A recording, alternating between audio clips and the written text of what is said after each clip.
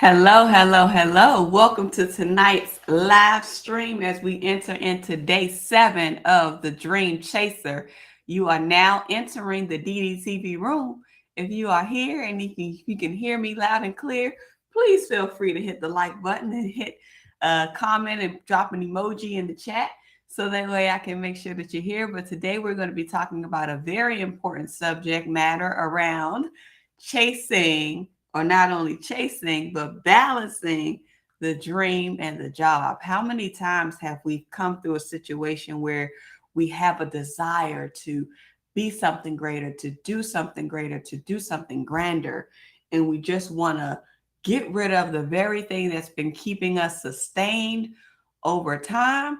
I want to let you guys know that we have to ensure that we get inside of this conversation around balancing our dream and the job. So if you're ready, let's go.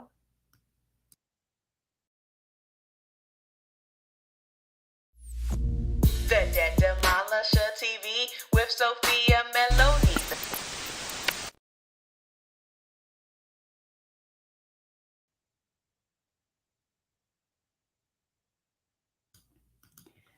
Hello, hello, hello, everyone. I am Sophia Melonē, the Debt Demolisher, here to bring you the tools, tips, and tricks to help you manage your financial baggage the right way. What an honor and privilege it is to be before you all for yet another episode and a live stream night on the Debt Demolisher TV, where we are dedicating the entire month of August to National Black Business Month.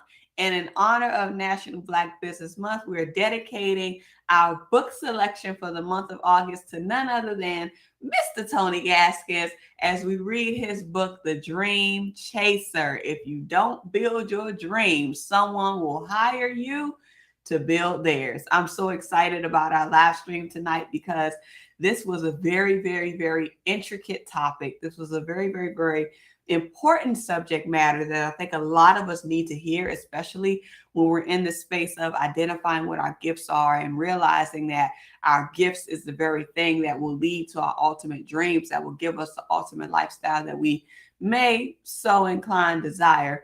But it's important for us to make sure that we're keeping those priorities right in line with our journey to our dreams and our goals. So I want to go ahead and acknowledge who's first in the room. Sherry is first in the room, says, good evening, everyone. I hope everyone had a great weekend. Hey, Sherry, so good to see you. Welcome, welcome, welcome on into this room. I am so glad that you are here. Hey, so let's go, Sherry. Let's go, Sherry. Let's go, Sherry. Let's go, let's go, let's go, Sherry. Let's go, Sherry. It's the end come, Sherry. Let's go, Sherry. Hey, Sherry's in the room. I'm so glad that you're here, Sherry. Welcome, welcome, welcome. First on in, and I'm pretty sure that you got your reading done. We also had Lisa Smiles in the room. Says, hey, DDTV. Hey, Lisa Smiles. So good to see you. Welcome, welcome, welcome on into this room. I am so glad that you are here. Hey, I said, hey, little Lisa. I get it, Lisa. Hey, little Lisa. I do it, Lisa. Sliding on through with them glow buttons. I said, sliding on through with them glow buttons. I said, hey, little Lisa. I do it, Lisa. Hey, little Lisa. I get it, Lisa. Sliding on through with them glow buttons. I said, sliding on through with them glow buttons. Let's go. Lisa Smiles is in the room. So glad that you're here. Q Scott is here. Says, welcome to day 7 of our discussion of our readings from The Dream Chaser by none other than Mr. Tony Gaskins Jr. That's right, Q Scott. We are here for day 7 of our readings. As we jump into chapter 6, this discussion is going to be fire, so I hope that you're ready. But hey, Q Scott, hey, hey, hey, hey, Q Scott, let's go, let's go. Hey, Q Scott, hey, hey, hey, hey, Q Scott, let's go, let's go. Hey, Q Scott, hey, hey, hey, hey, Q Scott. Pass it to Bria. Hey, Q Scott. Hey, hey, hey, hey, Q Scott. Pass it to Bria. Oh, shout out to Q Scott in the room, moderator of the DDTV channel. So glad that you are here. And shout out to Miss Bria. If you just so happen to be watching, or if you just so happen to catch the replay. Hey, Bria. Hey, Bria. You know, we got the love on Bria as well. Let's go. Queen Divinity is here. Says super Sunday, everyone. Yes, super Sunday. And actually, It is Sewing Sunday. So happy Sewing Sunday to everybody on this day. I want to shout out to Tracy Ann for giving us our theme for the month, or the theme for the day, which is Sewing Sunday. Tracy Ann came up with the Sewing Sunday word. So shout out to Tracy Ann for giving us our Sunday, Sewing Sunday theme. But Queen Divinity, I know you've been shaking it on the dance floor. Shaking it on the dance floor. Queen Divinity, shake it on the dance floor. Queen Divinity, get it on the dance floor. Queen Divinity, shake it on the dance floor. Queen Divinity, hey, our dancing Queen Divinity is in the room. So glad that you're here. Beautiful, beautiful, beautiful. I'm so glad that you are here. Come on, y'all. Y'all got your jingles going. Let's go. Sherry done heard her song. She got the jingle stamp going on. Thank you so much for putting that in there. Thank you so much for putting that in there. Thank you so much for putting that in there. Also, Lisa Smiles heard me sing her jingle song, so she got the jingle stamps in the chat. Thank you so much for that. Thank you so much for that. And also, Q Scott heard her jingle, so she got her jingle stamp going on in the chat. I love it. I love it. I love it. And I appreciate it. Oh, so much. Oh, so much. Oh, so much. Sherry says, oh, yes, I got my reading done.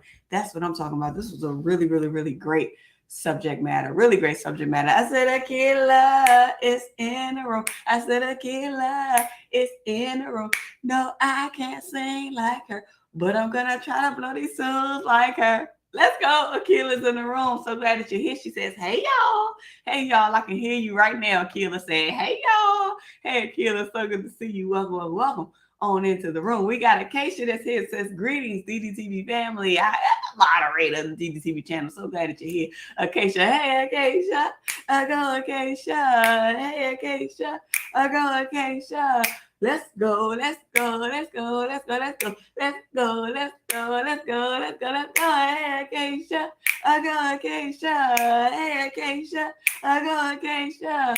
Let's go, let's go, let's go, let's go, let's go, let's go, let's go, let's go, let's go, let's go. Acacia's in the room, y'all, and Acacia got a birthday in what? 2 days. Acacia got a birthday in 2 days, and we are excited. So make sure, no matter what, you make sure that you're here on Tuesday night. Can you do that for me? I would so greatly appreciate it if you're here on Tuesday night so we can celebrate our one and only Acacia. Acacia got a birthday coming up. I said Acacia got a birthday coming up. I said Acacia. I said Acacia. I said Acacia got a birthday coming up. Hey, I'm so excited. I can't wait till Tuesday. Let's go. She's listening and she says, hey, Brie, I'm so glad that you're listening. Welcome, welcome, welcome. So glad that you're in the room, y'all. Let's go. Okay, she says, yes, hit the like button as you enter. Yes, you guys, please feel free to hit the like button as you enter the room because it certainly does help the channel. Y'all know this is all algorithmic and all of that kind of stuff. So yes, if you could hit the like button as you enter, I would also greatly appreciate it. So thank you so much for that reminder, Acacia. Thank you so much. All right. Well, I think we can get started. I believe I acknowledged everyone. So we're going to go ahead and jump into day 7, if that's all right with you all. So we all know that we have been coming here night after night, somewhat night after night, going over the Dream Chaser, which is our book selection for the month of August in honor of Black Business Month, National Black Business Month. And our assigned readings for today was to begin to read chapter 6. Chapter 6 starts on page 59, and we were to read up to page 66. So we didn't quite get through all of chapter 6, but there's a perfect reason as to why. But chapter 6 of Tony Gaskin's book, The Dream Chaser, this is what we're talking about. This book is available wherever books are sold. So please feel free to check it out on Amazon. Please feel free to check it out in Barnes & Nobles. Feel free to pick it up anywhere. It's available. If you need the audio version, the audio is available. If you need the Kindle version is available. If you want the hardback is also available. But I want to invite you guys to get your copies of the book and join us along in our nightly discussions because we're only on night 7 and we have the rest of the month to go. So we're nowhere near done. So you have time to jump in. But what I appreciated about chapter 6, just the title alone, because those of us who watch Tony Gaskins, we're subscribed to his channel. We watch a lot of his content. We watch his videos. he tells a lot of real things. And even inside of speaking around business and giving us even content and suggestions around business, he talks about this very same thing. And before I ever even read this book, I heard him say this about balancing the dream with the job. And even when I heard him say this in that moment, it was very profound. But I really think me reading through the chapter 6 of the book really kind of expounded a few more things for me.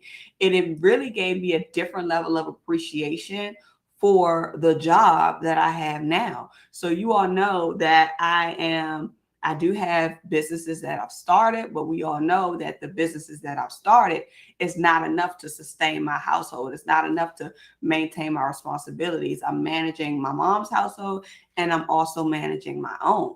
And so with me realizing that I have this thing that I'm doing that does take up a lot of my time, but it's allowing me to be able to fund the dream that I have, because the dream itself is not really producing the fruit that's necessary for it to sustain itself.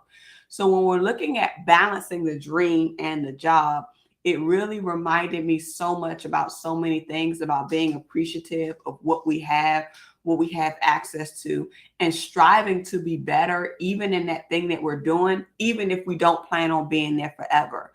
One of the things that I realized by reading this chapter is that sometimes we can get so complacent in that because we don't plan to be at a specific place for a long time, we kind of drop the ball because we want to focus on this thing that we have a passion for, that we have a desire for, that we have this mission that we want to be able to sustain, obtain, or whatever, but not taking into consideration that we still should be performing our best at whatever is not only just giving us a paycheck, but whatever is allowing, whatever we've been assigned to do, regardless if it's not what we want to do because we signed up for it, right? It's almost like a necessity.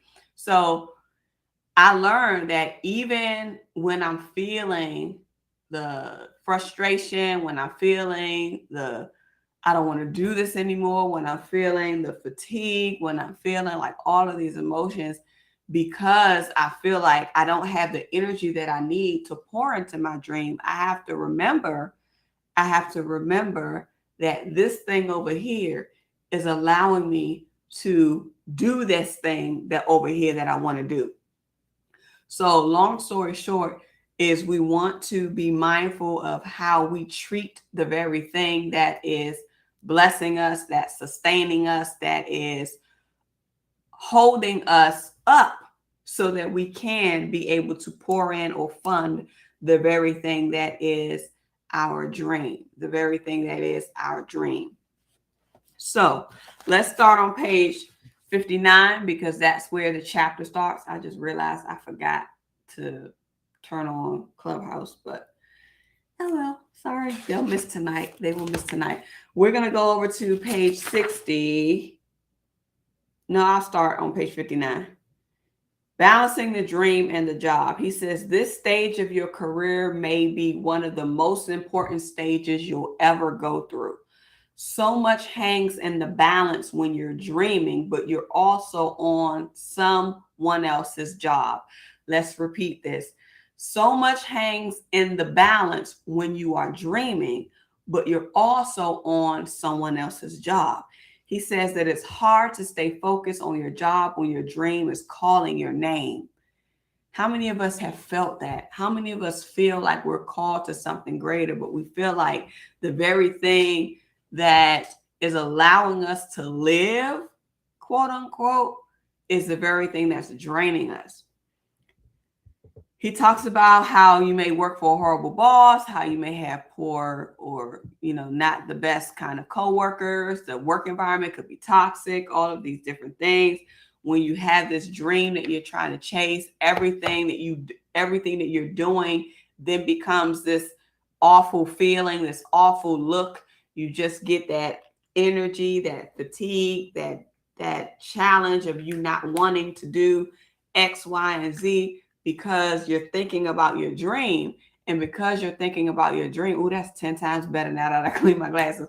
Now that you're thinking about your dream, you are emphasizing the fact that anything else that you're doing is taking away from that. So you're beginning to have a dislike for it. You're beginning to have a dislike for it. And as I was reading this, I was also thinking about the concept, the very popular phrase where it stated, like, never bite the hand that feeds you. So even if you're thinking about it from this perspective, yes, you may have this dream that you may be aspiring for, but you do have something that's allowing you to eat, that's allowing you to keep a roof over your head, that's bringing money into your pocket. That's literally the thing that's feeding you. And sometimes we get so hung up and not even being fully prepared in this passion project or this dream that we may have, that we're literally turning our nose up to the thing that has been feeding us for so many years, and we end up taking it for granted. And then as a result, we end up biting that very hand. So what I've learned inside of this chapter is to really check myself and check my energy level as it relates to the thing that is actually funding my lifestyle, that's funding my abilities, that's allowing me to stay afloat and manage all of the things that I'm managing. So on page 60, Tony Gaskin says to change the way you look at your job. Now, this is for those of us who are 9-to-5ers. These are those of us who are not already in our dream. I know some of you all are entrepreneurs. Some of you all are already working for yourselves. You're building your business. You're working inside of your dream. And even if you are an entrepreneur and you have greater dreams, you still want to be grateful and maybe even take this into perspective around the clients who you currently have, the customers who you currently have, and being grateful for them, because that is positioning you to be able to get to whatever that next level of your dream is. So he says, change the way that you look at your job. Instead of looking at your job as though you're an unappreciative slave hand, start looking at it like a training ground. Start looking at it like a training ground. And I begin to ask myself, what do I need to be trained up on? How can I take the very experience that I'm gaining and learning and involving myself in with this job that is paying me a salary to be able to maintain my livelihood? How can I take those experiences and see how I can learn from that? Because more than likely, when I get to the space of being able to let this thing go, because now my dream is lucrative enough to not only replace my income, but to double my income and hopefully triple my income, then I can take those lessons and be able to incorporate it, use it, apply it inside of the business model that's going to be embedded around my dream or the fulfillment of my dream. So he says, pretend that your dream job sent you there for paid training. Pretend that your dream job sent you there for paid training. And this reminds me of something that Lisa Nichols would always tell us. So you all know that I've been a student on Lisa Nichols' campus. I've been in several of her programs. And one of the things that she always stresses to us, because of course, a lot of us who have been in Lisa Nichols' programs, we've had this journey or this dream of wanting to be a business owner and wanting to make our own money and wanting to just do bigger and greater and grander things without being tied to a 9-to-5. So many of us were kind of like in that pool, wanting to convert, wanting to transition. And one of the things that she will always say to us is that don't be so quick to quit your job, because a lot of times people will say that, oh, I just need to quit so that way I can have more time to do this and do that, and I can do this. But basically, that's not the way to go, because if you quit without having a reserve, a sufficient reserve, or if you quit without having a recurring income source coming in, then you're literally going to be shooting yourself in the foot, because you don't have the income that you need to sustain your baseline needs. Remember, we talked about Maslow's hierarchy of needs. If your baseline needs are not even met, there's no way you're not even going to be able to function on any other level. So if you are not putting yourself in a position to have that recurring income coming in, you're going to end up draining whatever savings that you have because you walked away from your job, And then you'll end up having to go right back to a job because your idea, your vision, what you thought of how long it would take you to generate income inside of your business, you're going to realize that that dream or that plan that you had is not going to come to fruition. And we're going to read about that coming up because Tony Gaskins is going to talk about his experience when he opened up that first royalty check. Remember, we talked about this yesterday in terms of what his projections were and how they were already spending in advance based on what they projected they would get from royalties from the first book that he wrote.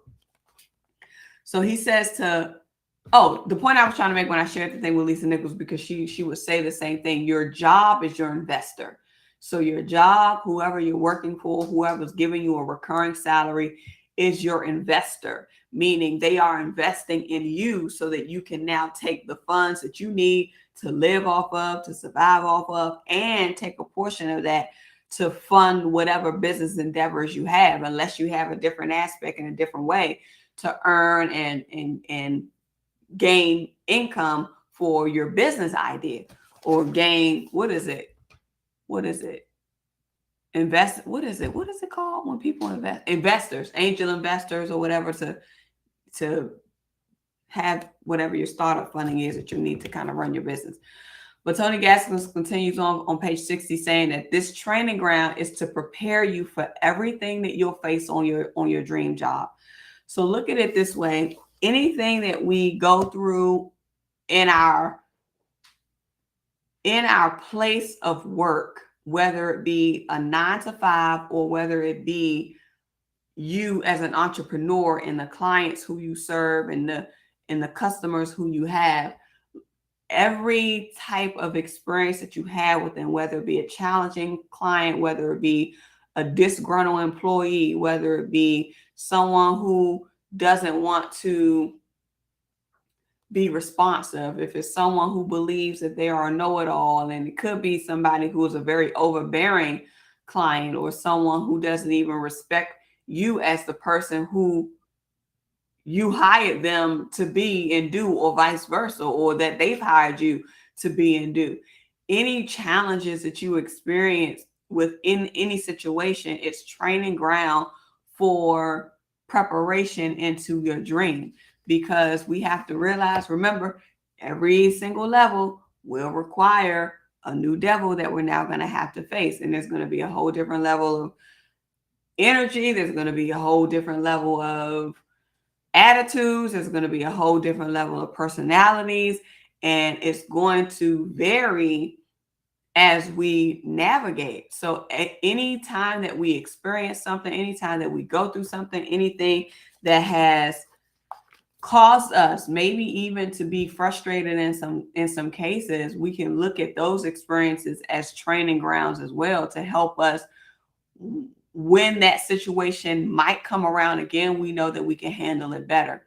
So I shared a similar story, just a little bit, about how I was upset about a few things last week, and I was just really, really, really upset. And I did have to do some things to kind of step up and voice my perspectives on some things. And I did get out of character a little bit. I got out of character a little bit.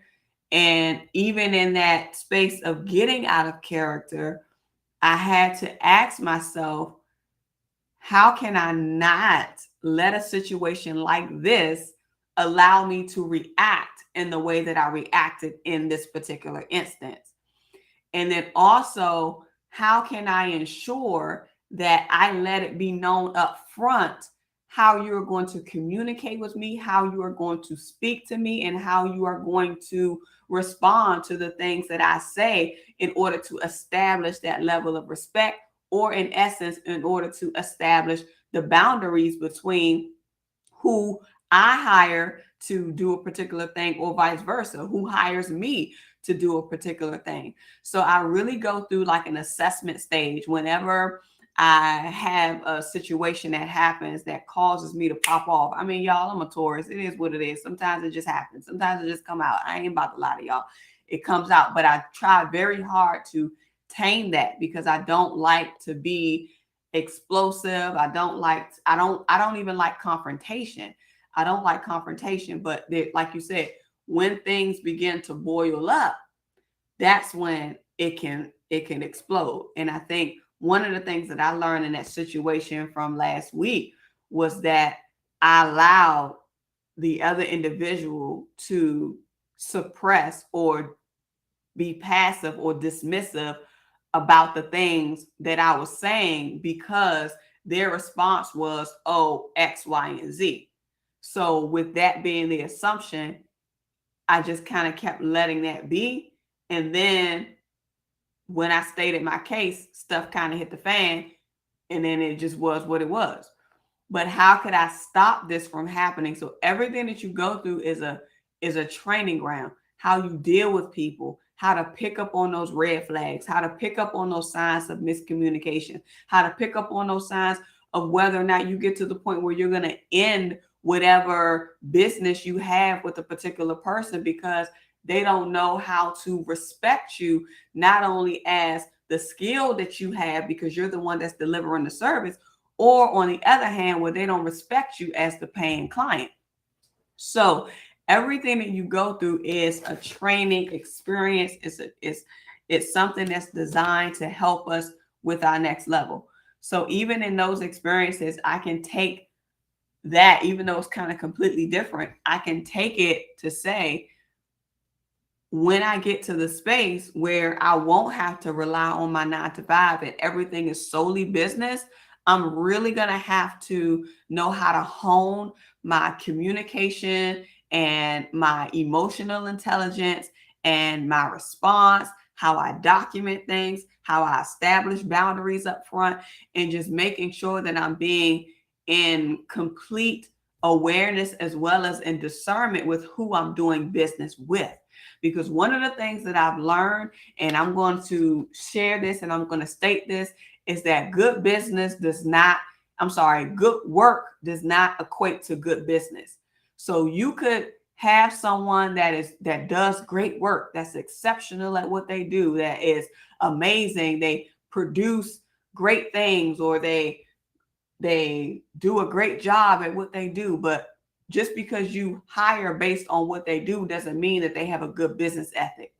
Doesn't mean that they have a good business relationship. Doesn't mean that they know how to treat their clients. It doesn't mean that they know how to treat who hires them, and vice versa. So as I'm sharing this, I had to have that revelation for myself, because at the end of last week, I said, this was a prime learning opportunity for me to realize that good work does not equate good business. So you can do good work all day, but you may not have the business acumen to really perform at the manner that will match the output of the work that you do. Because some people think, oh, because they do good work, that they could treat people any kind of way, not recognizing that your reputation has a greater standing than the output of your work. Because, baby, you can get reported to Better Business Bureau. You can get reported to all of these things, and you can have bad reviews and everything else. And just because people see the review, that alone would determine whether or not if they're going to hire you for something. So you have to be just looking at everything as a training ground. So that's what I learned. And then I even had to begin to evaluate my own stuff. I had to say, Lord, do I act like this in business? Lord, let me not act like this in business. Let me not act like this in business, because I don't want to be treated like that. And I don't want anyone to feel like I've treated them like that. So there's some course correction that I need to do. So I'm sharing this story because I think it's important for us to recognize that there are challenges in every level when we want to be great. When we want to be great, when we want to do great, when we want to own our own time, when we want to be entrepreneurs, when we want to do this, when we want to do that, there is a set of standard that we essentially should be able to uphold. And then there's also a level of standard that we should be able to uphold upon someone else if we're planning to do this type of transaction or commerce with. So I learned a valuable lesson. And even in that, whatever valuable lessons, you need to look at your own faults, because we are not perfect. I know that I'm not perfect in business. I know that I'm not perfect in business. I know that I'm not perfect in business. I know that I'm not.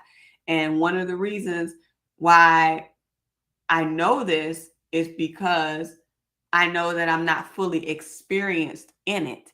And so my job is to now get the tools and the resources that I need so that I can improve, and then also ensure that I'm being cognizant of how other businesses are treating me. So that way I can be aware of the fact and ensure that I'm not treating customers in that same way, my customers in that same way, my clients in that same way, because I don't like the way that that felt.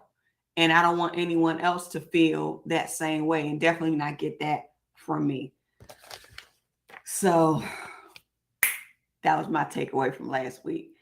Tony Gadsden also continues on by saying, you can learn how to deal with these people on your job, then you can deal with anything or anyone on your dreams. So not only on your job, but again, even those who you do business with, because sometimes we don't always do business with the best people.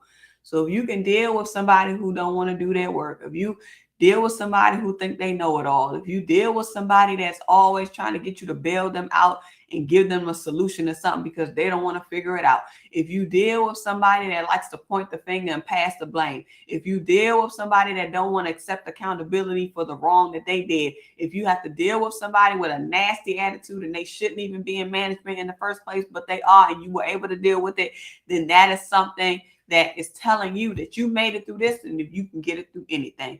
If you've made it through this, if you made it through that nastiness, if you've made it through that turmoil, if you made it through that toxic work environment, if you've made it through these difficult clients, if you made it through these challenging clients, then you can make it through anything. It's all training ground to help you build your internal muscle to deal with a greater level of fight that's going to come along with that. Okay, I see Q Scott. She got the praise stamp. Q Scott going off with the praise. She's going off with the praise stamp. Let's go. Let's go. Let's go. Let's go. Amen. Amen. He also says, if you can learn to smile at your boss when he or she gives you another task to do, then you'll be able to smile at anyone when you leave. How many of us feel overworked? How many of us feel like a season of overwork is coming? How many of us feel like we are doing far more than what we're being paid to do? And how many of us can be willing to smile at the additional load? How many of us can smile at the additional load? I'm not going to lie to y'all. I'll be kissing my teeth. I say, how much more you expect somebody to do? You need to bump up the salary. You need to pay me for 2 people's salary. That's what I'm going to need. All of this. How many of us have that same response? But how many of us can just smile and say, you know what? How can I find the greater in this? How can I find the good in this? How can I find the training opportunity in this? Is this allowing me to be able to build my negotiation muscle? Is this allowing me to be able to communicate how you view what should be prioritized versus what the person who gave you the assignment expects to be prioritized? Is this giving you an opportunity to develop new efficiencies in the work that you do? Is this giving you an opportunity to be able to voice and state your case professionally, but still make sure that the work gets done with quality?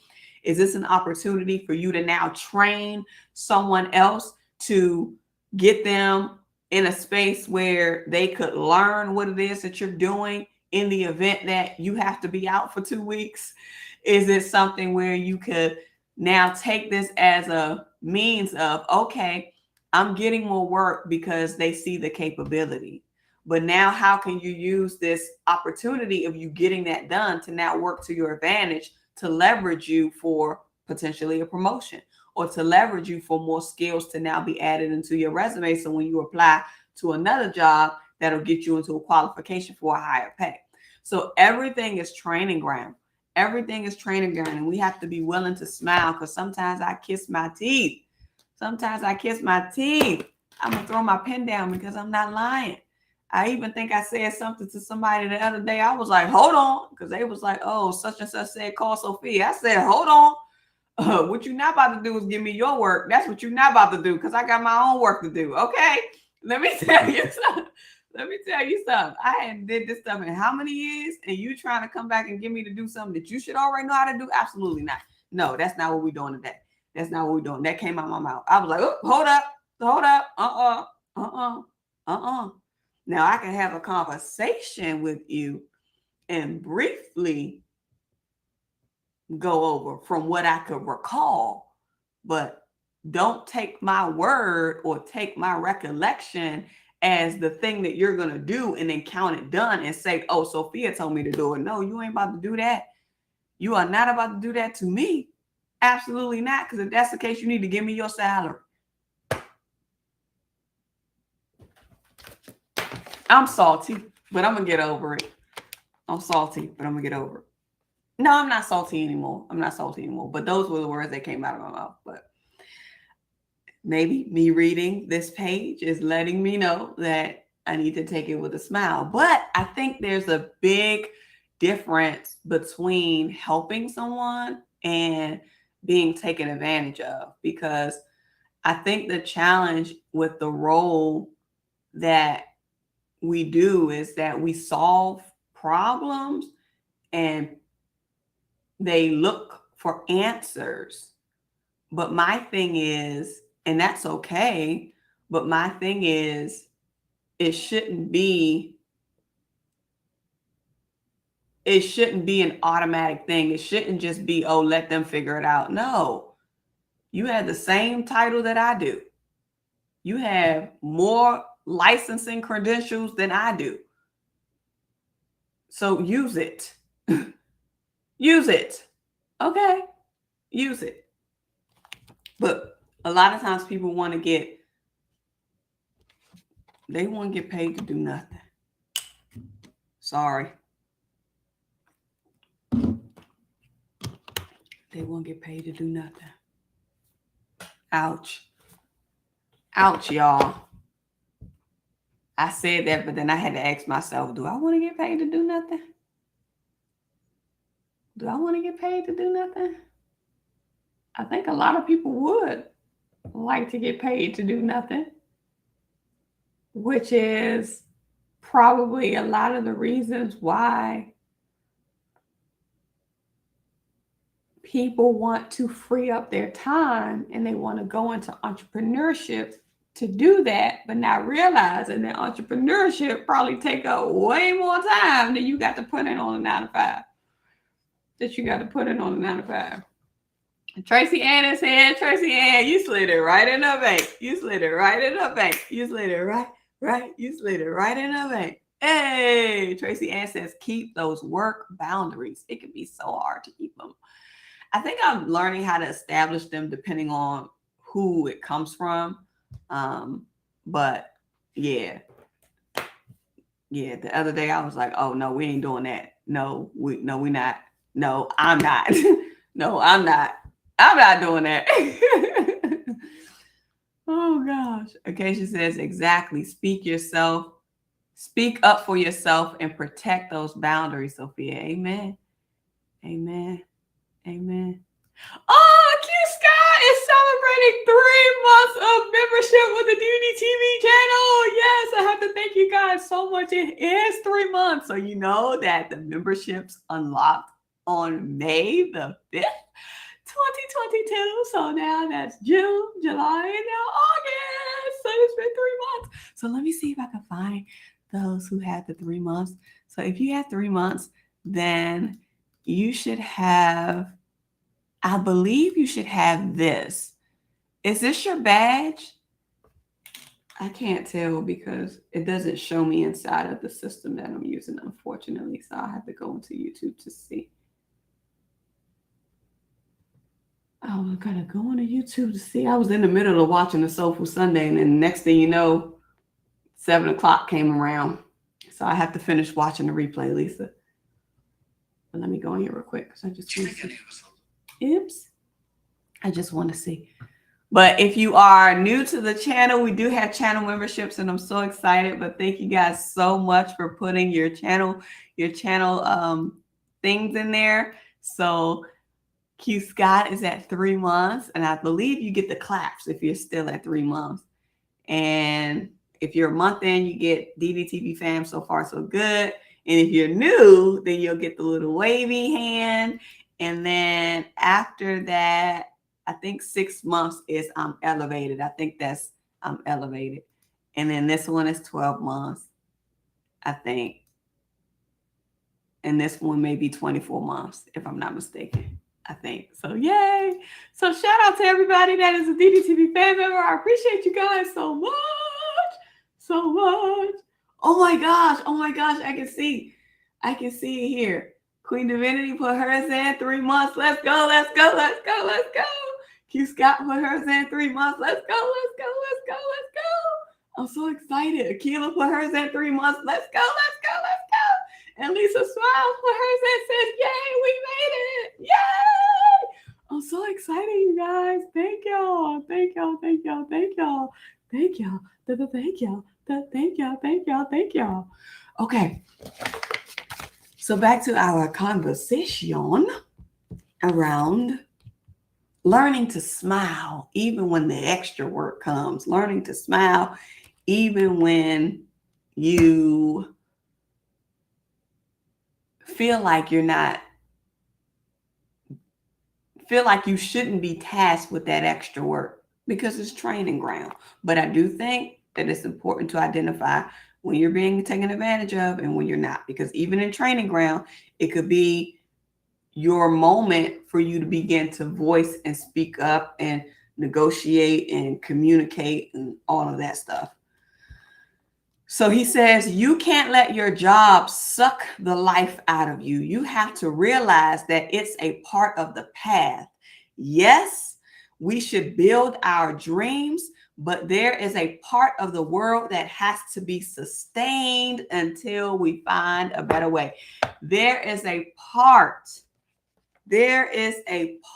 of the world that needs to be sustained, and it has to be sustained until we find a better way. So your job right now is your sustainment.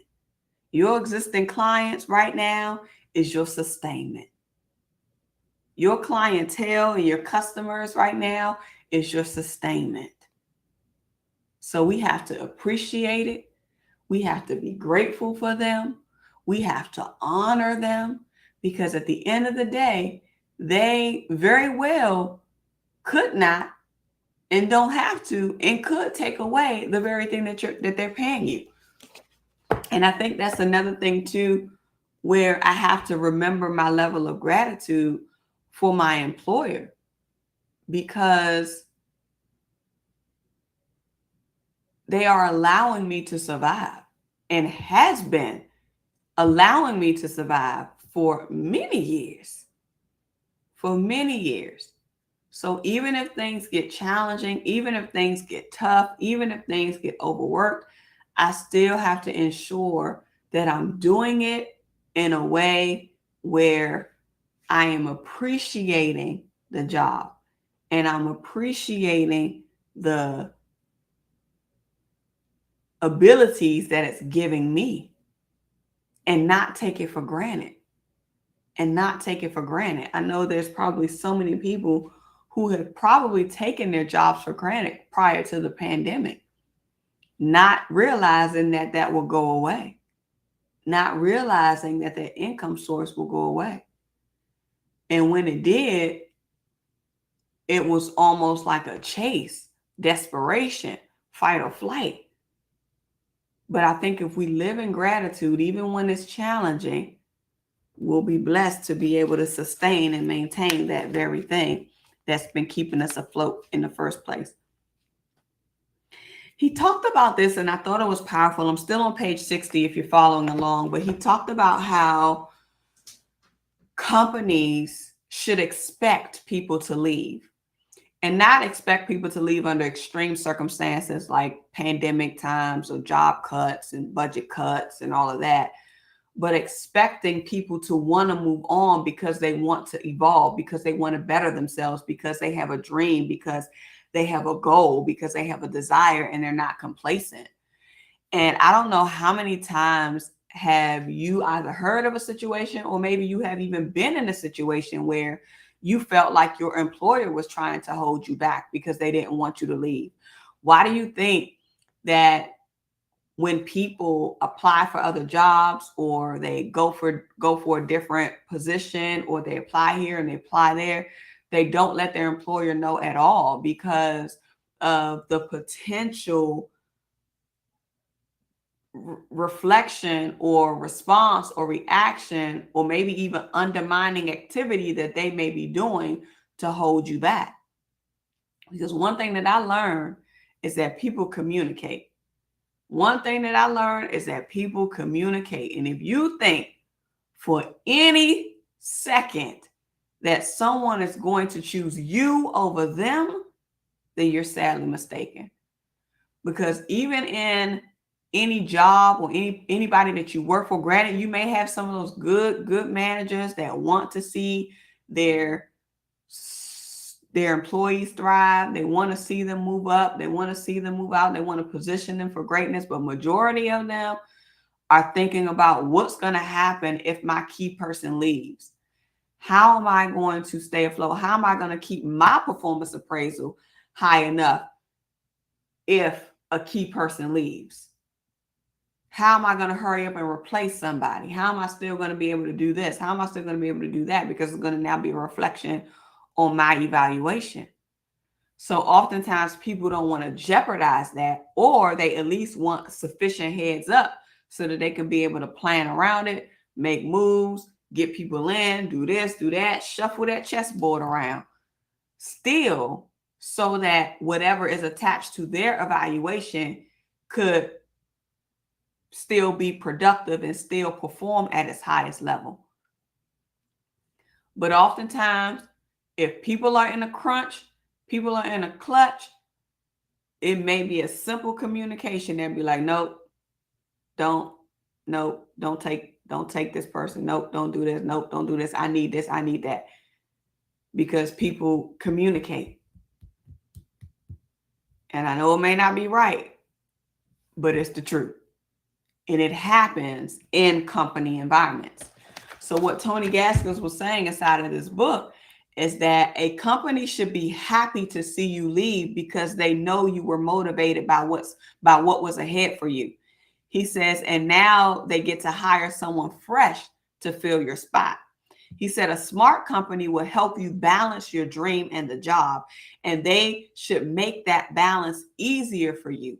A smart company will realize that there will always be someone on that part of their journey where they need to work for someone else. So there will always be someone.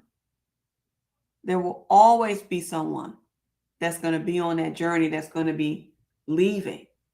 So we can't expect someone to stay in a specific role, in a specific position forever, because they're not. They're not. Even if they do, eventually they're going to pass away.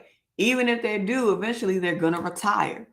Even if they do, that position is going to fill. That is going to become vacant. In management, company owners, business owners should always keep that at the forefront. Should always keep that at the forefront, because your best, your greatest, your most affluent on your team is a high commodity. And granted, they own and hold a lot of the, lucrative information, the ins and outs, because they've been with you for so long. And when they leave, all of that will go with them.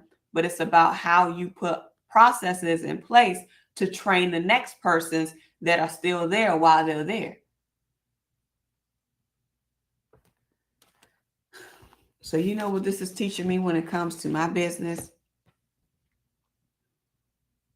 This is teaching me that no matter who you hire, who you contract with, meaning independent contractors or whatever, regardless of the situation, they're looking at it for the betterment of them.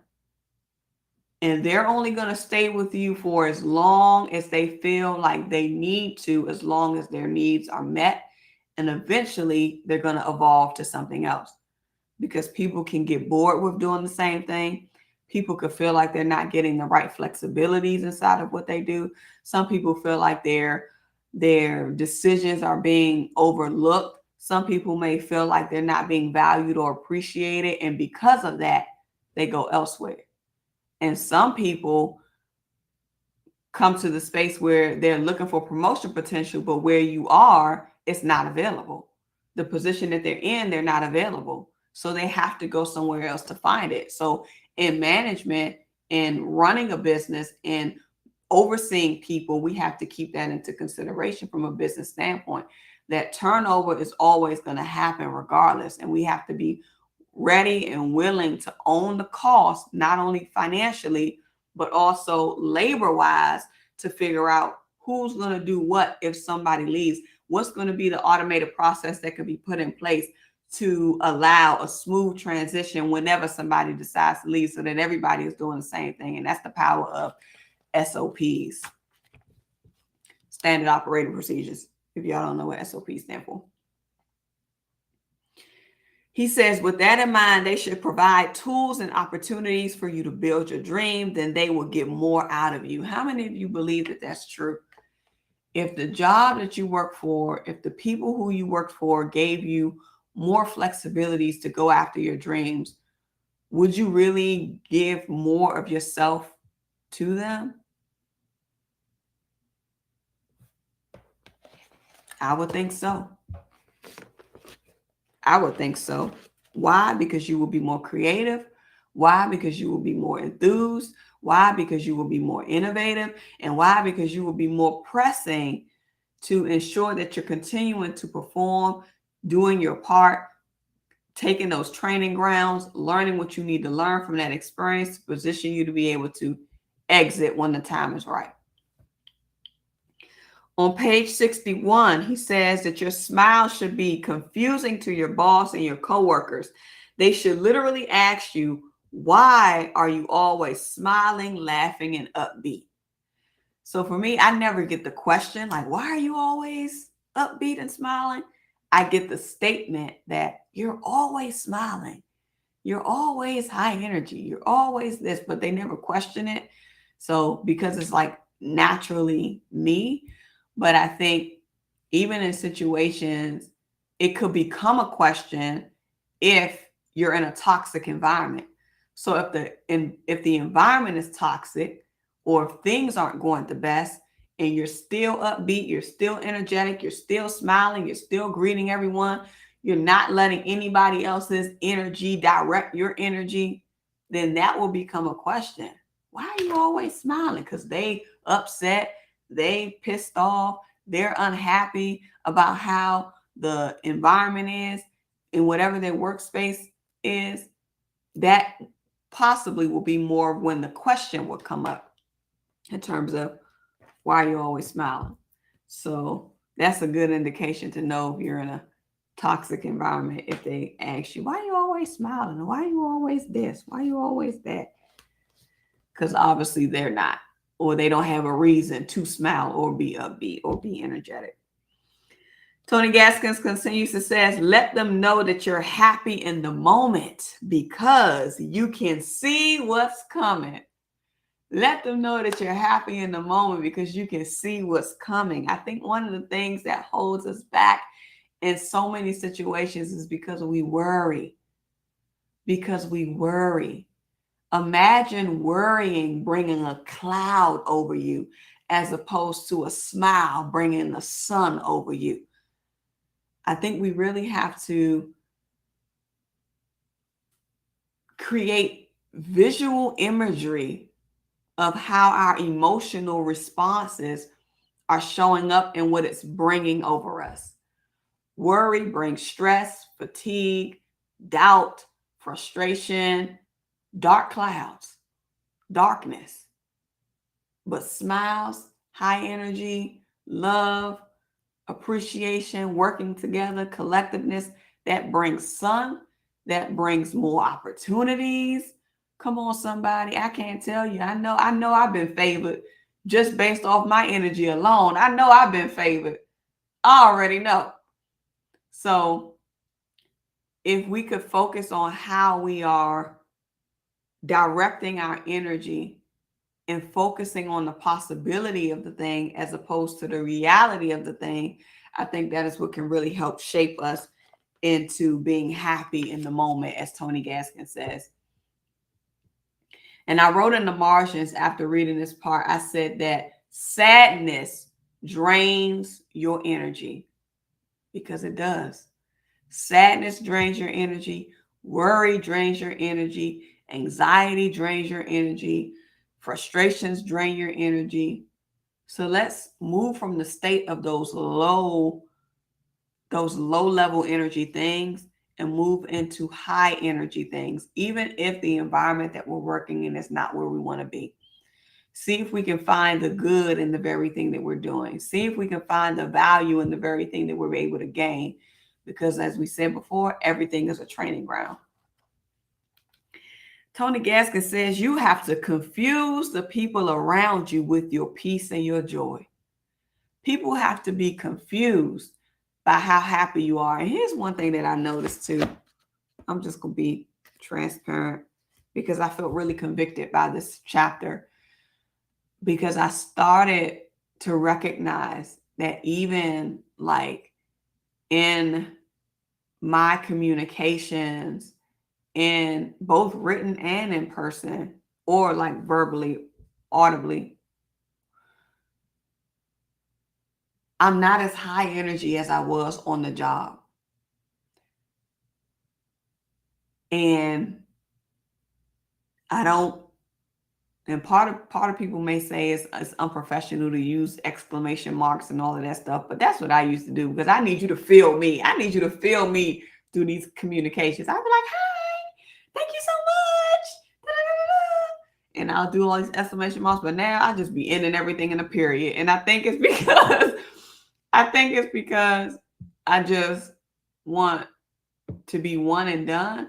But I recognized recently, I was like, but so that's not you. You don't just end your statements with a period. Sometimes you do a smiley face. You say thank you in response to everything. You acknowledge people when they send you something, whatever the case may be. Why are you losing that energy? Why are you losing who you are? Why are you losing how you show up? And I got convicted by it because of this very part. Not remembering that it's essential and a requirement to balance my dream with my job. And if I'm feeling frustrated because a whole bunch of stuff is coming my way, if I'm feeling frustrated because I feel like people don't want to do what they're supposed to do, if I'm feeling frustrated because I'm just annoyed and I'm feeling overworked and underpaid, if I'm feeling this way, then I need to address those energies, but don't allow it to change the way I show up, because that is what makes me stand out. That is what makes me stand out. And I can't lose who I am because of how I'm feeling in the moment. And I can't lose who I am because of what someone is venting about in the moment. Because sometimes people will talk your head off and they will say all kind of stuff that they're going through. And the next thing you know, you find yourself venting and going off and doing the same thing that they were doing. So we have to check that. I have to check that, to not let the atmosphere, the environment change me. I got to keep being me. I got to keep doing me. And I have to find a way to continue to operate in my high energy, because that's what I do. That's what I do. I'm energetic, and that stands out. And that's what people see first. The smiles, the high energy, the hugs, the this, the that. So I can't let that go. And if my environment is causing me to let that go, then I need to address that. I need to address that pronto, immediately. So he says, he continues on to say, don't stoop to their level. Don't let them suck you dry. Don't become a doubter when dealing with doubters. Come on. Don't become a doubter when dealing with doubters. Don't become a settler when dealing with settlers. Operate on a higher level and force them to elevate to your level instead of you stooping to theirs. If you refuse to be pulled down, they will eventually climb up. How powerful is that? Y'all, I've been stooping down. I feel so bad because that's not me. I've been stooping down instead of forcing people to climb up.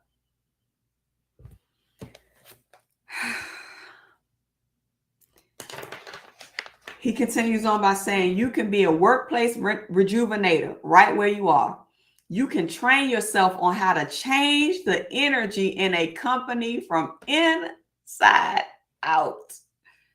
And then one day be paid to change company cultures. I think I dropped the book. I threw the pen. I dropped my water. Everything when I read this piece. Because it's so true. Your attitude dictates how you show up. Your intention dictates what you can transform.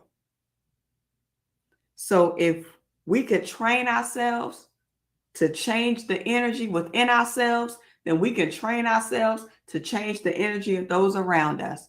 Why? By continuing to be who we are and by continuing to elevate. So if they want to be able to reach us, if they want to be able to speak to us, if they want to be able to even get on our level, they're going to have to climb up.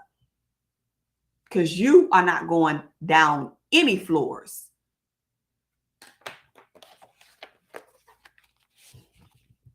And if they can't catch up, if they can't climb up, then they're going to get left behind.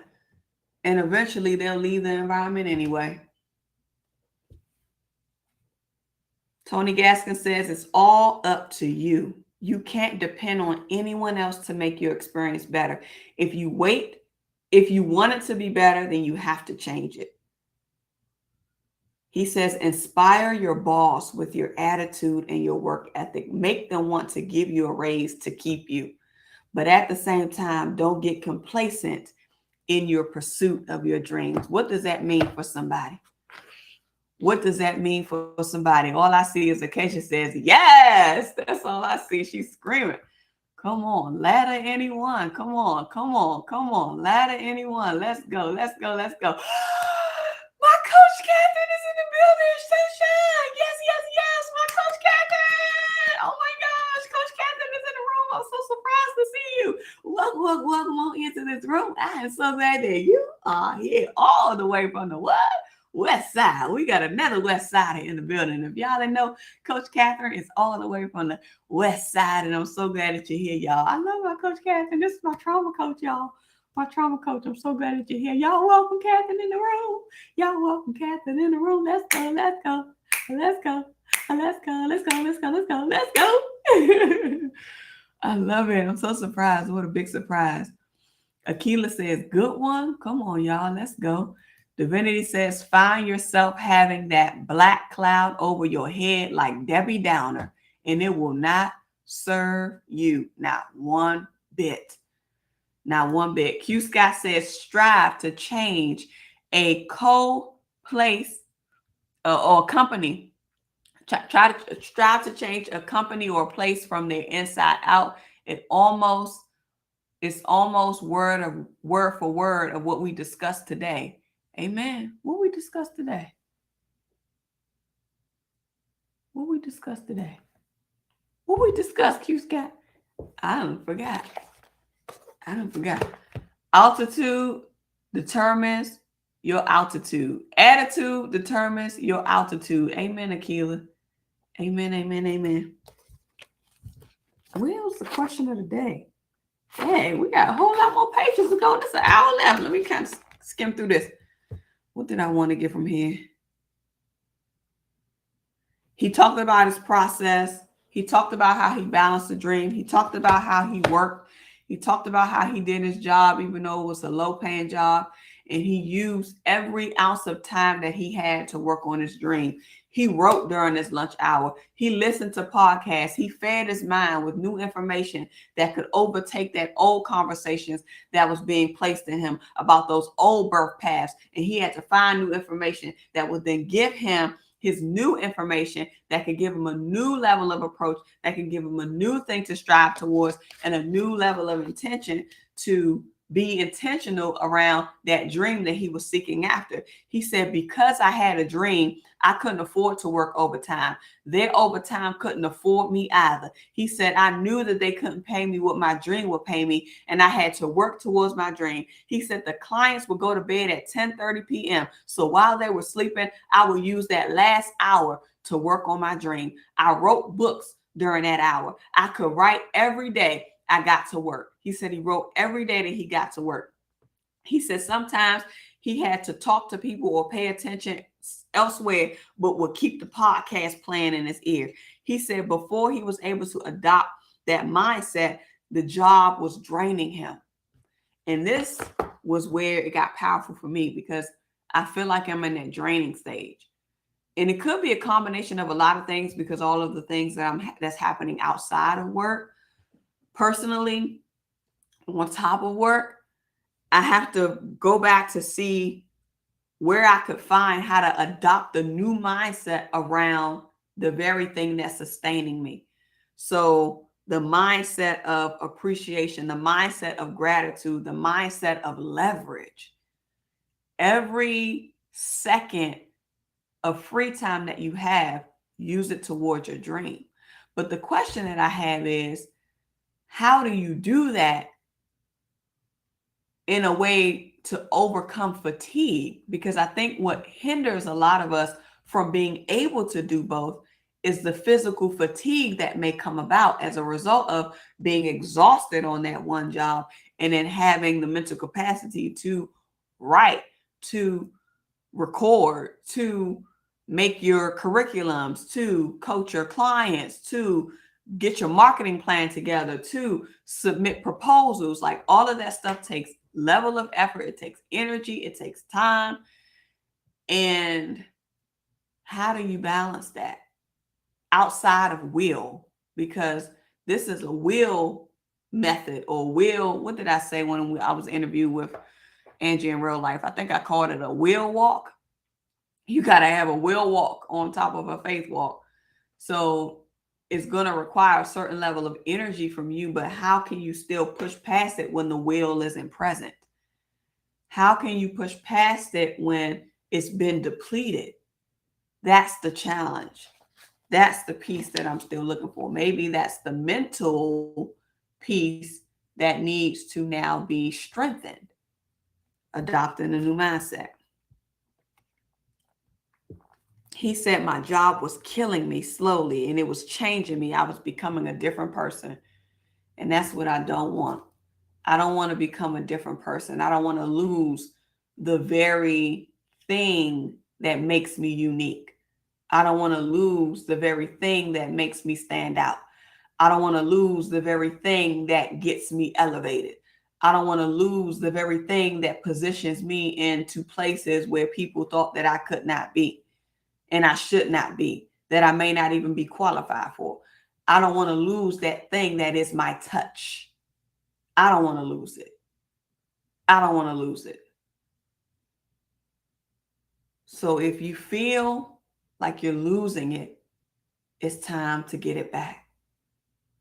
It's time to regain. It's time to adopt a new mindset that could help us be stronger in getting back to who we are. the unique, authentic one that we are. On page 63, Tony Gaskin says, my resentment would affect my attitude at home as well. I started cringing when it was time to go to work. When I got to work, I did not want to get out of the car. It was getting harder day by day. I was losing the battle between the day job and the dream job. Then the shift happened. I was working so hard on my dream that I started to see the light at the end of the tunnel. My dream started to look real for me. I was making progress, and then I knew I had to keep the progress going, and my energy needed to be right for that to happen. That right there, in and of itself, created that light bulb moment that in everything that you do, your energy matters. In everything that you do, your energy matters. So your intention is aligned to your energy. Your intention is aligned to your focus. Your intention will eventually turn out to be what you end up executing and doing. And so he says that he worked so hard at his dream that eventually he started to see the light at the end of the tunnel. How many of us are willing to keep going in the dark? How many of us are willing to keep pressing forward even though we cannot see the light at the end of the tunnel because there's too many doggone curves? There's too many curves in this tunnel and you don't know when the light is going to protrude through the crack of the curtain like it did for me back in May 2021.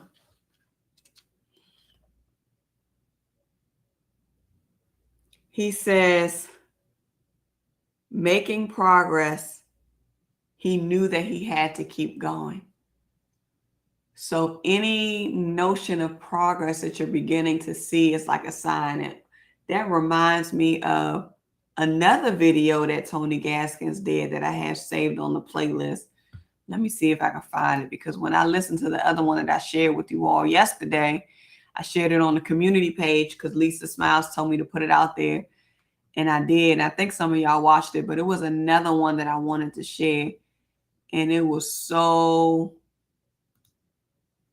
good. I think it was this one. Let me see. Have you ever dated a man and everything seemed to be going really? Oh, ads. I think this is it. I just want to pull this up real quick because I feel like sometimes we need a sign for something. Sometimes we need a sign. So let me pull this up on the stage. Hide this for a minute because I need to. Hey, Tony Gaskins here. I think it was like 29 minutes, I believe. What? Y'all gotta forgive me. To the videos, he sounds so ghetto. Overanalyze. Hold on, y'all. I'm trying to find it. I think it was around here. To walk by faith is because if you wait until everything is clear and you can see it all, you will never get going. But the point of walking by faith is taking a step in the dark, even when you don't know where your foot is going to land, but trusting that God got you. So you walk by faith one step at a time, and you're doing what you feel like your spirit is telling you to do. And in the process, you may see, oh, I heard wrong. Abort mission. Let me pick up the next mission. Oh, I heard wrong. Abort mission. Let me pick up the next mission. When you get to the right mission, there will be little signs. It won't be millions of dollars out the gate, hundreds of thousands of dollars out the gate. It'll just be a little traction that you're doing the right thing. God will use somebody. He'll say something to somebody, just like the young lady, Sophia. who God just laid on my heart. It was nothing, no funny business. I'd never met her, never talked to her, not attracted to her like that, meaning I see her as a sister in the Lord. It wasn't nothing that I was sitting there lusting or want to try to make her in. Never none of that. Lord just laid on my heart. Promote that young lady channel. Mention that young lady channel. And all that was for her was just a little sign that you're doing the right thing. You're going the right way. Keep going. This gonna give you a little push now. It ain't gonna make you. You ain't gonna be laid in the shade, but it's gonna just be a little bit of encouragement. And then what the Lord will do is if you start getting weary, he'll send you a little more encouragement. And now you fueled up, you keep going. You get you a little more encouragement. And you keep going. And that's all it is.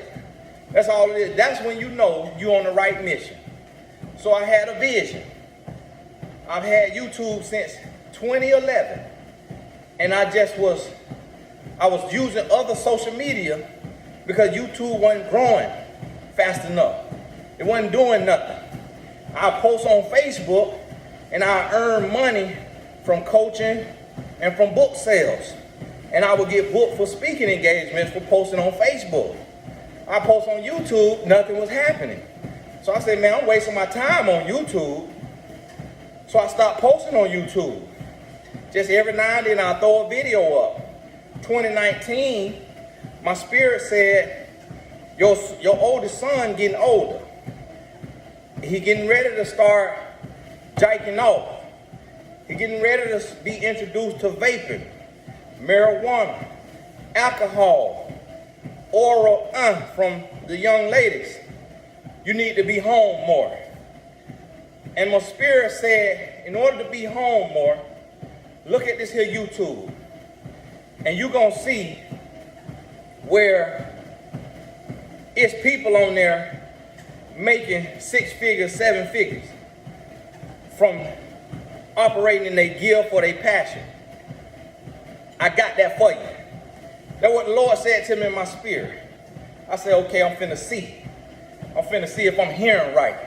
I'm finna see if what I think I'm hearing, I'm actually hearing. So I did a video. And I knew I had to do 3 videos a week at least. Did 3 videos a week. YouTube was sending me the same amount of money every month since 2011. And after doing them videos for a month, the next month the amount of money had doubled. It was small, just hundreds. It was in the hundreds. Then the next month it doubled. It was still in the hundreds. Then the next month it went up another probably 700. So now it was in the 1,000. Then the next month it went up, it doubled. And then the next month it tripled. And then the next month it went up a couple grand. And then the next month it tripled or quadrupled. I said, oh, I heard right. I said, I heard right. And before I realized it, the Lord showed me you can speak, and you can speak and reach thousands instead of traveling every week to speak to hundreds.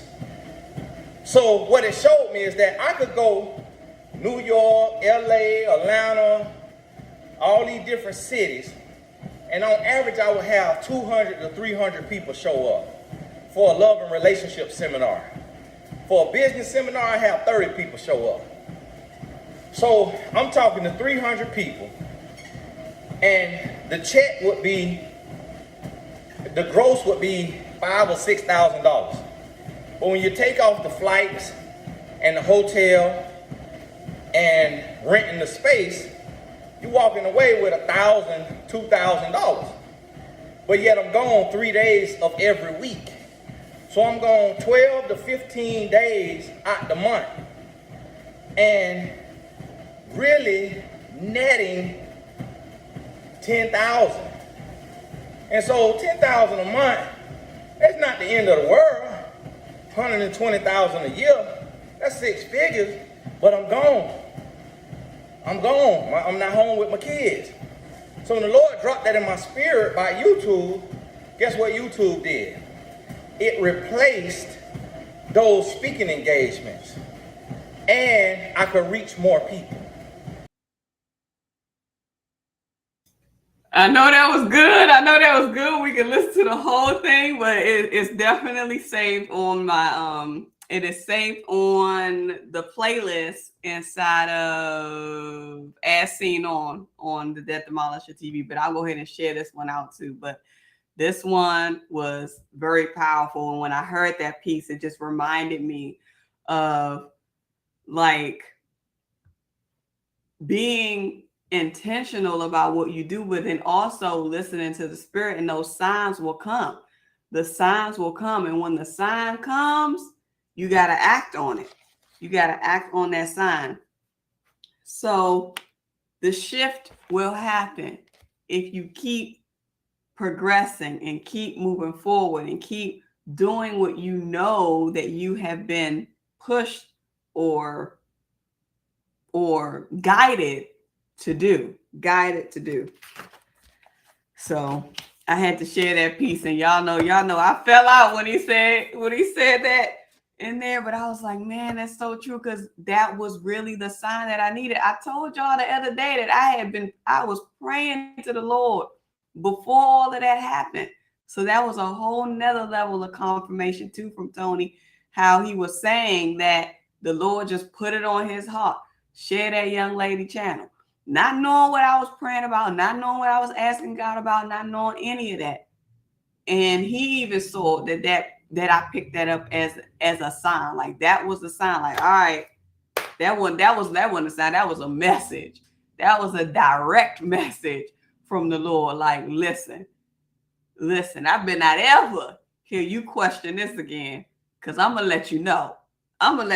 So, and even still, that's the little push. And like you said, it may not be millions, it may not be this, it may not be that. Everything that he said in that clip is true. Granted, because of Tony Gaskins, this channel got to 1,000 subscribers. Because of Tony Gaskins, it got to 1,000 subscribers.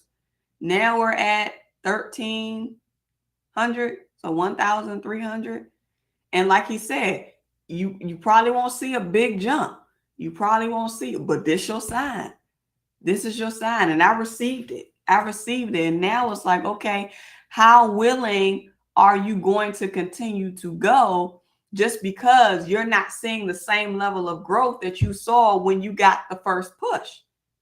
You have to keep doing what you have been instructed to do. You have to keep delivering what it is that I'm placing in you to deliver.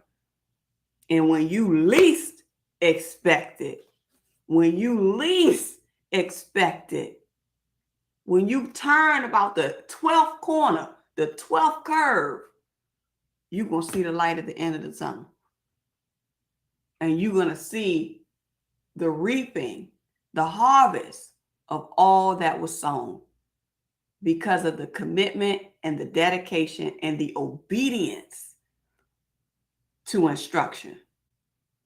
So it's not on my timing. It's on his. And I just have to make sure that I continue to do what I was instructed to do.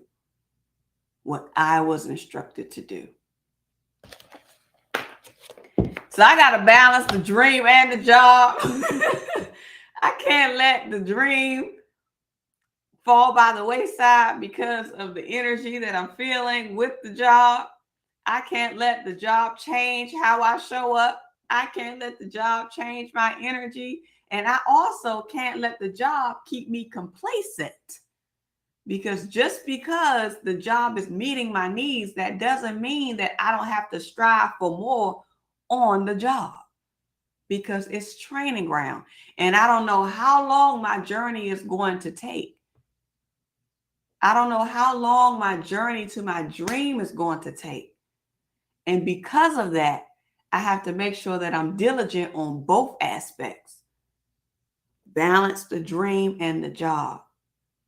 balance the dream and the job. This is an amazing chapter. I don't know if this chapter convicted anybody else, but this was the chapter for me. This was the chapter for me. I needed this. Y'all said, let's go. Hey, Mrs. Williams, we got a new person in the room. Hi, Miss Williams. So good to see you. Welcome on into the room. I'm so glad that you're here. She says, thanks for sharing. So you're so welcome. You are so welcome. Not a problem. I love when I see new faces in the room. It gets me so excited. Acacia says, hello, Mrs. Williams. Thank you for coming. Feel free to hit the like button. Yes. Thank you so much, Mrs. Williams. Please feel free to hit the like button as you enter the room. Let's go. Acacia says, no, Q Sky says amen. And Acacia says yes. And Acacia also says, let's go. Okie doke. So we have page 65. Oh, did I read from this already? 64. This is so much because we're already an hour and a half in, so I need to get ready to close out. I want to go over the quote of the day. Let me pull up the quote of the day. So the quote of the day came from page 65, and he was talking about if you're going to jump, you have to jump into your gifts, not your passion, unless your dream job and your gifts are one of the same. So this person was walking by ego, not by faith. He kept saying that God told him to leave his job, but I knew God wouldn't let him lie like that. I knew God would not tell him to leave his job and then leave him stranded with no money, no opportunities. After saying that God told him to leave his job, he would go right into how much he hated his job and how he was frustrated with his job. But I knew that God gives peace in the midst of the storm. When you leave your job, you should be at peace. When you leave your job, you should be at peace. He also says that not in turmoil. God is not the author of confusion, so he's not going to confuse you. There will be a peace to walk by faith, even if you can't see the bridge through the fog. You'll be at peace because you know it's there. Don't leave out of pride. That takes us to the quote of the day. Don't leave out of pride, or you'll be coming back out of humiliation. How many of us jump the gun and leave out of pride? We jump the gun and leave out of pride and have to come back out of a humiliating stage, out of a humiliating phase. Further down on page 65, he says, remember the $48,000 a year that I thought that I would be making from my book? Well, that wasn't what happened. I was making more like $1,200 a year from it. He said that he remembered getting the first royalty check and being afraid to open it. He said when he got the check, he sat it at the table for probably an hour, and he started to begin to daydream about what new apartment they were going to move to. They started to daydream about how they were going to get ready to have the nice car and then this and then that, and how they were going to change things. But he realized that that check, that royalty check on page 66 was nothing but a whopping $320. $320. He said, I think my eyes multiplied the zeros just because of what I was expecting to see. He said the report said that I sold a whopping total of 70 books, which equated to $320. He said that he thought it was a printing error. So, yesterday we were talking about being careful about projections and spending based off of projections, because we could have this grand idea about our business is going to generate this amount of income, or our books are going to sell this amount, or our YouTube channels are going to be able to generate X amount of dollars. Listen, y'all, I'm nowhere near that. I'm just glad to be able to get 1,000 subscribers and even be eligible for the partner program at this point. But we think that, it's just going to take off, but it doesn't always happen that way. It doesn't always happen that way. And we have to be prepared for that. For when it doesn't happen that way, what's going to be the backup plan? How are you still going to sustain? How are you going to operate? How are you going to manage your life? Because we know that we need financial resources to live and survive. And so that's the value of what your job or even your existing clients give you. They give you that stability. They give you that sustainment. that you need. So it's important for us to not take it for granted, and it's important for us to honor it and not to get complacent, to keep striving. He said that this little incident happened right after the first royalty check disaster, and he realized the importance of balancing the dream and the job. He said, I could not leave my job with a hope strategy. You cannot leave your job with a hope strategy. He said, I needed a solid plan and then a dose of faith. I remember a couple of years ago when I started to get some visibility around the whole Sophia Melonē, Debt Demolisher brand and client bookings and all of this and all of that and speaking gigs and this and that. And they were like, you know, when are you going to leave your job? I said, no time soon. I said, no time soon. Not until this dream of mine over here, not until this passion of mine over here can replace, and not only replace, but double my salary. I ain't finna step away. But imagine if I wasn't being mindful, operating from a state of wisdom, and I was just basing a decision off of what somebody else was telling me in terms of what they saw as, oh, you're gonna be able to do this, this, and this, and this, and this, and this, and this. Oh, you can leave your job. No, not me. I have too much responsibility, and I'm not about to do that on a whim until I have some evidence. And at that point, I didn't have enough evidence. And so can you imagine if I would have done that? And the next thing you know, 2 years later, what happened? The pandemic happens. The pandemic happens.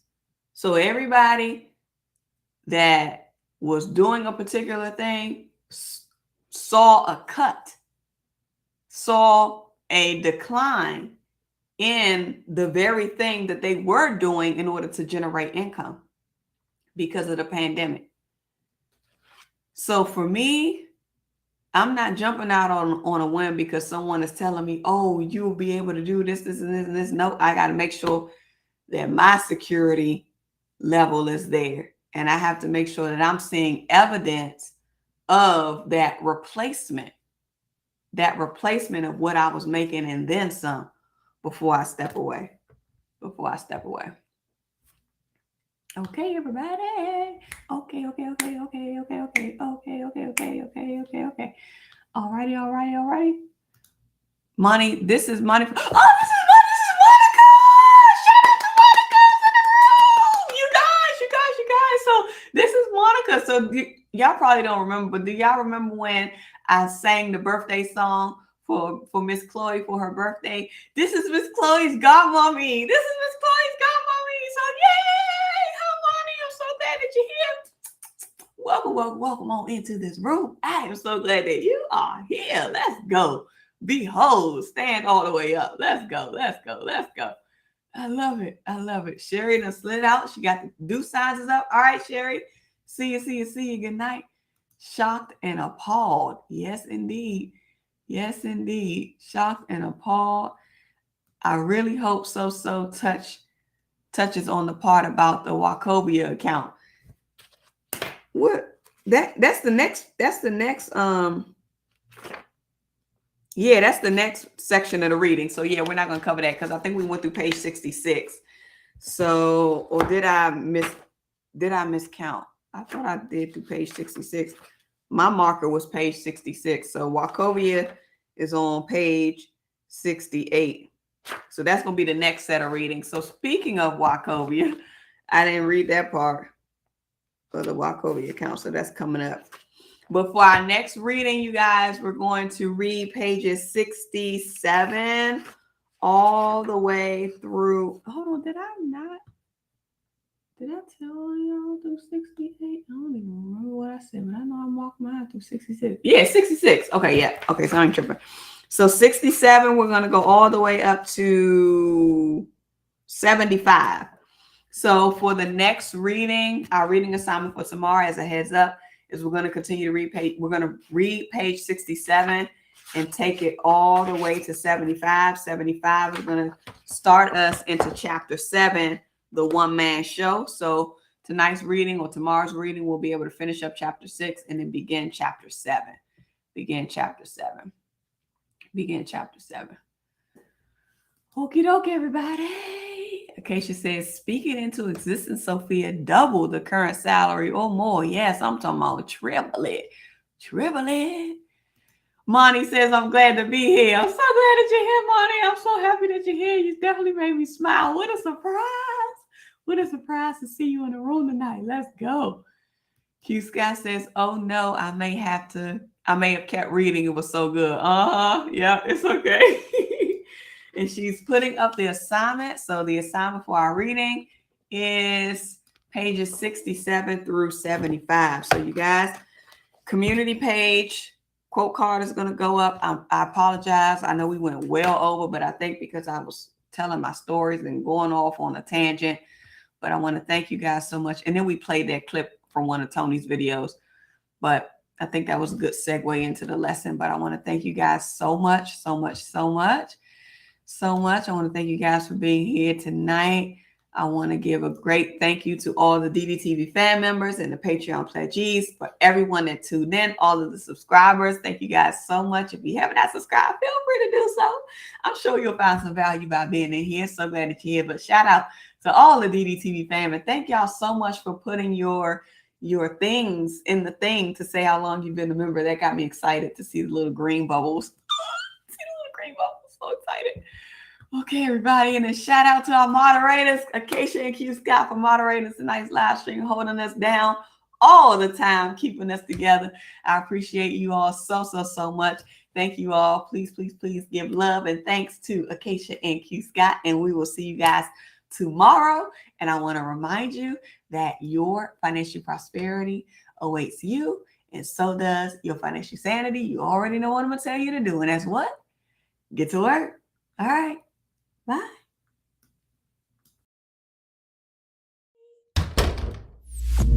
The Debt Demolisher TV with Sophia Melone. The Debt Demolisher